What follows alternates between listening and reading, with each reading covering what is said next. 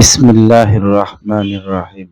প্রিয় আপন বন্ধুরা, আমি আজকে চাট মশলা করে আপনাদেরকে দেখিয়ে দেব। আপনারা খেয়াল করে ভিডিওটি দেখুন। এখানে জায়ফল নিয়েছি ৭ থেকে ৮ টা,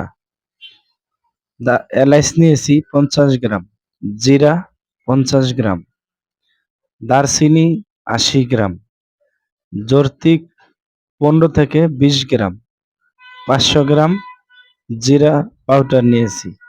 এটা ধনিয়া পাউডার ৫০০ গ্রাম। এগুলো আমি আমার একসাথে বাবাকে বলে আমি তোমার মিক্স জন্য একটা করে নিব স্পেশাল চাট ব্যবস্থা করে দিতে মসলা বলবো। বানানোর জন্য।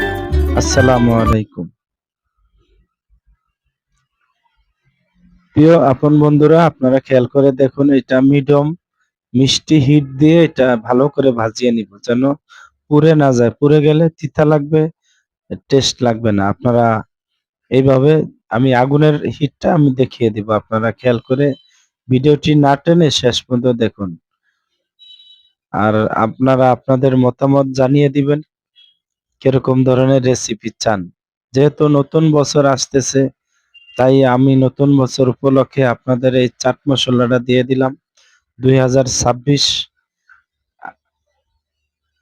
সালের প্রথমে আপনারা এই মশলার ভিডিওটা আপনারা পেয়ে যাইতেছেন। আপনারা নতুন বছরের শুভেচ্ছা, স্বাগতম। আপনারা নতুন বছরে আরো কিরকম রেসিপি চাইবেন, তা আপনারা আমাদের কমেন্ট বক্সে জানিয়ে দিবেন। জিরা ধনিয়া পাউডার ভালো করে ভাজিয়ে নিলাম। এখন এইটা একটু সামান্য ভাজা দিয়ে নিব। এরকম হিট দিয়ে আপনারা ভাজিয়ে নিবেন।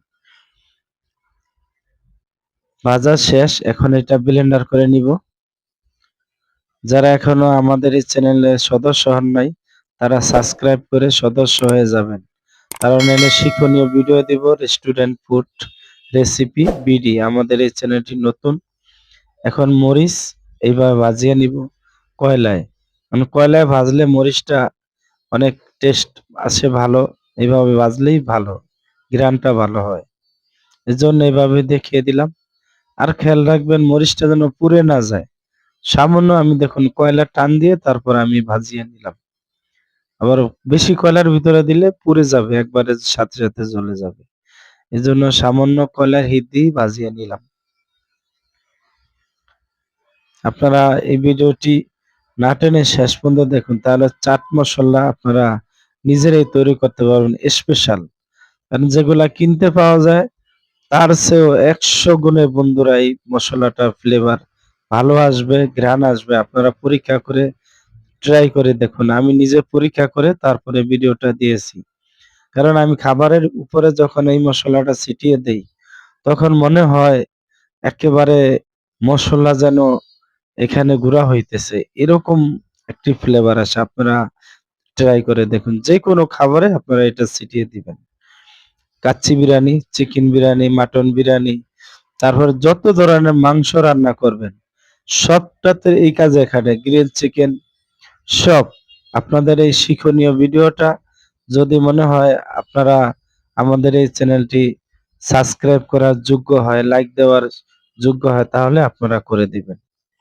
কারণ করে দিলে কি হবে, আপনারা এই চ্যানেলের সদস্য হয়ে যাবেন।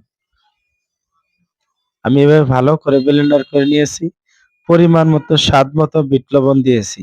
আপনারাও এরকম বিট লবণ দিয়ে দিবেন।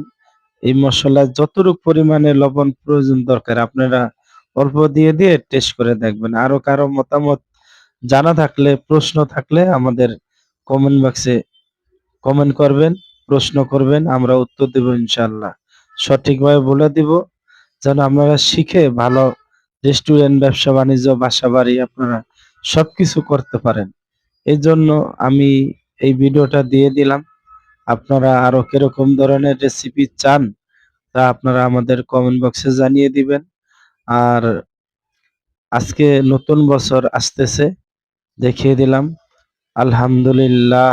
আমার জন্য দোয়া করবেন, আপনাদের জন্য দোয়া